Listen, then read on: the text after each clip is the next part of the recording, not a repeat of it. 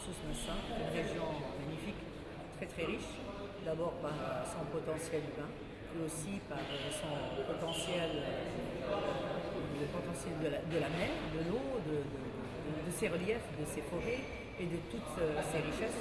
Mais malheureusement, nous voyons que toutes ces richesses ne profitent pas à tout le monde.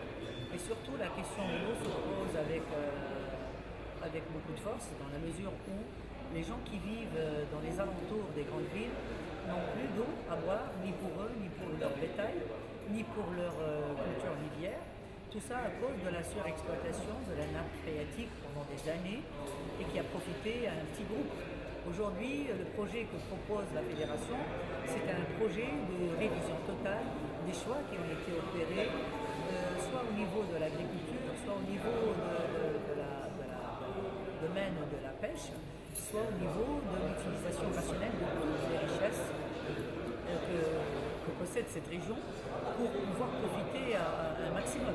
Pour cela, bien entendu, le projet de la Fédération est un projet complet, cohérent, qui parle d'un Maroc moderne, démocratique, développé, avec une vraie régionalisation qui pourrait mettre en avant les spécificités de chaque région et le potentiel encore inexploité de la richesse humaine à ce niveau-là pour la mettre au service du développement régional, mais que les fruits de ce développement puissent profiter à tous.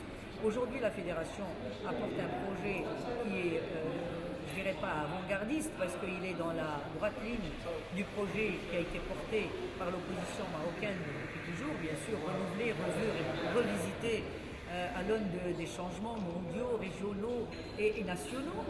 Et nous estimons qu'aujourd'hui, nous ne pouvons plus nous permettre de retarder les réformes qu'il faut pour notre pays. Alors ces réformes, bien sûr, elles sont toujours politiques, constitutionnelles, parce que nous avons besoin d'un système avec une vraie séparation des pouvoirs et la possibilité de lier toute responsabilité à la réduction de comptes pour que l'on puisse redonner espoir aux compétences nationales pour participer, pour s'engager fermement et pour que des élites honnêtes puissent accéder justement à la gestion, que ce soit locale, régionale ou au niveau national. Nous voulons un gouvernement qui gouverne, pour qu'il présente son bilan en fin de compte. Vous voyez, aujourd'hui, on n'a pas encore le bilan, donc on est en train de chercher dans les chiffres de l'HCP, etc., pour voir un peu ce que ces gens-là ont fait. Et quand on voit le bilan, on voit qu'il est quand même un bilan négatif, dans la mesure où tout ce qu'avait promis ce gouvernement, il n'a pas pu atteindre, mais que, d'autre part, il y a des chantiers dont ce gouvernement n'est pas responsable. Nous voulons un système politique au Maroc où on peut demander des comptes sur tout ce qui se passe dans notre pays, pourquoi nous avons donné la priorité à tel projet, pourquoi nous avons emprunté tant de milliards, qu'est-ce qu'on en a fait, etc., pour mieux les orienter. Donc notre projet est un projet pas seulement pour la région de Souss, dans laquelle nous sommes ici, mais j'y étais une semaine avant le démarrage de la campagne électorale.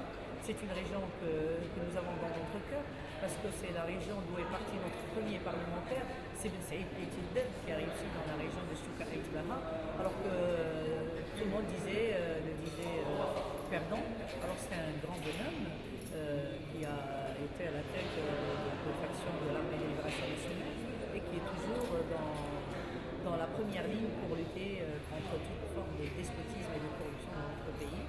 Donc voilà, nous adorons cette région, nous avons des camarades à nous, mais malheureusement aujourd'hui, il y a des risques qui sont posés par les commerçants des élections, de tout bord.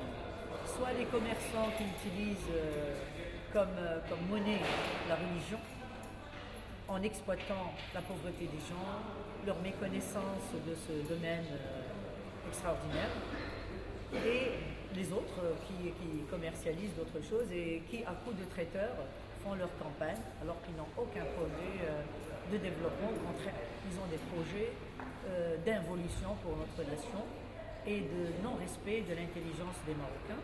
Donc nous, face à cette bipolarité fausse, et qui n'apporte rien, parce qu'aucun des deux pôles n'a jamais parlé de réforme politique dans ce pays, n'a jamais parlé de démocratie, n'a jamais demandé des réformes constitutionnelles, encore moins des réformes profondes économiques ou fiscales ou autres dans notre pays. Au contraire, ils sont tous en train de taper sur l'école publique, sur la santé publique et sur l'être marocain. Donc nous disons que nous incarnons aujourd'hui cette troisième voie qui s'oppose aux deux.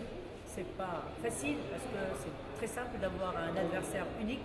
On peut lui taper dessus toute la journée et montrer à tout le monde ses défauts, etc. Mais quand vous en avez deux, là, le match est encore plus dur, mais je pense qu'on est capable de le mener et c'est la raison. Mais écoutez, donner la chance à la troisième. pourquoi pas, parce que moi je vous dis, j'ai traversé le Maroc profond, on a fait plus de 4500 km et à chaque fois, contrairement à ce que pourraient penser certains, les Marocains sont des êtres exceptionnels, ils sont conscients et tout. Moi j'invite les gens à des meetings, ils arrivent spontanément alors que les autres, ils les nourrissent et ils y vont pas. Moi j'étais à Oujda, ils ont transporté des gens à coups de cars et de bus, etc., de régions éloignées pour tenir le meeting à Oujda. Ils avaient très peu de monde, alors que nous, on n'a prié personne, on n'a payé personne. Et ils sont venus spontanément pour nous accueillir, que ce soit les enseignants du supérieur, les étudiants, les femmes au foyer, les flahas, les travailleurs de tous bords, les infirmiers, les médecins. Moi, j'étais étonnée, vraiment, j'étais touchée profondément parce que les Marocains, c'est... Vous êtes optimiste que cet élan va se traduire le jour du vote par des... Pour moi, c'est un redémarrage parce que notre ambition aujourd'hui, avec la constitution telle qu'elle est, avec le Maroc tel qu'il est, avec voilà, nous estimons que les Marocains vont nous faire confiance pour qu'on puisse constituer un bon groupe au niveau du Parlement pour redonner vie à l'opposition parlementaire parce que pour nous, l'institution parlementaire est fondamentale pour la construction de l'état de droit et pour la construction de la monarchie parlementaire. Donc pour nous, on va se contenter au départ d'être présent, de porter la voix du peuple, des travailleurs, des artisans, des artistes, de tous les marginalisés et de tous ceux qui n'ont reçu comme réponse à leurs aspirations que le bâton. Et nous estimons que ce n'est pas normal. C'est la raison pour laquelle nous luttons au niveau de la rue, au niveau des institutions. Avant-hier, on a tabassé la marche qui a été organisée contre la réforme du système des retraites, qui s'est faite de manière vraiment qui a massacré cet acquis qui pour nous devait être développé pour élargir l'assiette des gens qui profitent, avoir une meilleure retraite. Et quand ces gens se sont manifestés dans la rue, ils ont été tabassés et parmi eux figurent de nombreux de mes camarades, et ça me fait mal au cœur.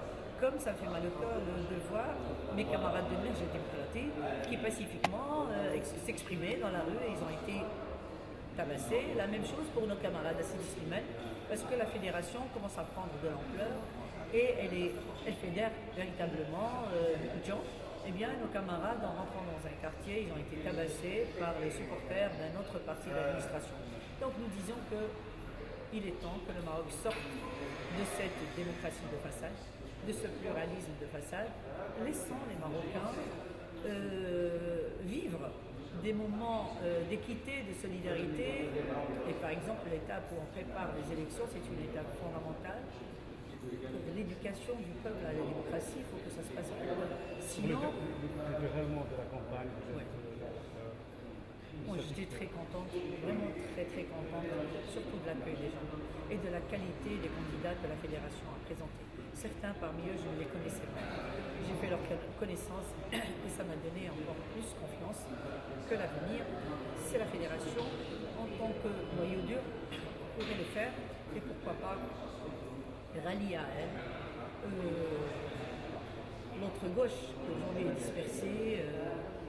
Et rallier aussi les intellectuels, le mouvement féministe, les jeunes, les femmes, les agriculteurs, les travailleurs. C'est ça, la fédération, c'est ce qu'elle veut, c'est-à-dire constituer un front démocratique progressiste, assez fort pour pouvoir appuyer le changement que le Maroc mérite.